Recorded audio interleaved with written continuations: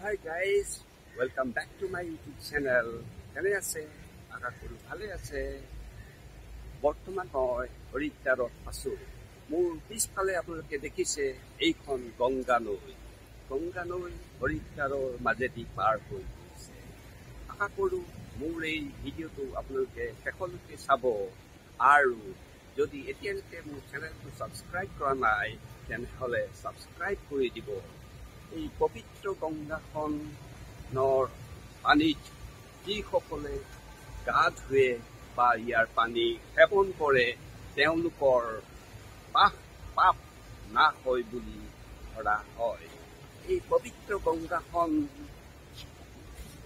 আমি সকলো হিন্দু মানুহে এখন পবিত্ৰ নৈ হিচাপে মানি আহিছে। হৰিদ্বাৰ অৰ্থটো হৈছে যে হৰি মানে বিষ্ণু। বিষ্ণুক পাবলৈ হ'লে এই স্থানলৈ আহিবলৈ অতিকে প্ৰয়োজন। এইখনকে হৰি মানে বিষ্ণুক পাবলৈ পাবোৱাৰ স্থান হিচাপে পৰিগণিত কৰি আহিছে। এই গংগা নৈখনৰ উৎপত্তি স্থলৰ বিষয়ে আজি মই আপোনালোকক কিছু কথা কম। হিমালয়ৰ গাৰোৱাল অঞ্চলত থকা গংগোত্ৰী গ্লেচিয়াৰ বা হিমবাহৰ পৰা য'ত ভূমুখ হৈ আছে সেই ভূমুখৰ পৰাই ভাগীৰথী নৈখনৰ উৎপত্তি হয়। ঠিক তেনেকৈ চাটোপান্থ গ্লেচিয়াৰ বা হিমবাহৰ পৰা ওলাইছে অলকানন্দা। এই দুয়োখন নৈ নিজ নিজ উৎপত্তি স্থলৰ পৰা বৈ আহি দেৱপ্ৰয়াগ নামৰ ঠাইখনত মিলিত হয়। এই দেৱপ্ৰয়াগৰ পিছতেই নৈখনে নাম লয় গংগা। এই গংগা নৈখন পাহাৰীয়া অঞ্চলেৰে বৈ আহি ঋষিকেশত সমতল ভূমি স্পৰ্শ কৰিছে। এই ঋষিকেশ অঞ্চললৈকে এই পাহাৰীয়া অঞ্চলৰ দূৰত্ব গংগাখনৰ দূৰত্ব হৈছে প্ৰায় 200 কিলোমিটাৰ।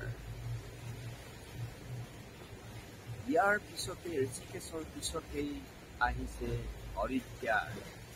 হৰিদ্বাৰৰ মাজেদি বৈ গৈ ই উত্তৰ প্ৰদেশ, বিহাৰ, ঝাৰখণ্ড আৰু পশ্চিমবংগ হৈ বাংলাদেশৰ মাজেৰে গৈ বংগোপসাগৰত মিলিত হৈছে। এই গংগা নৈখনৰ সৰ্বমুঠ দৈৰ্ঘ্য হৈছে 2525 কিলোমিটাৰ। আশা কৰো মোৰ এই ভিডিঅ'টো আপোনালোকৰ নিশ্চয় ভাল লাগিলে। মোৰ ইয়াৰ পিছৰ ভিডিঅ'টোৰ কাৰণে অপেক্ষা কৰিব বুলি আশা কৰিলোঁ। See you, bye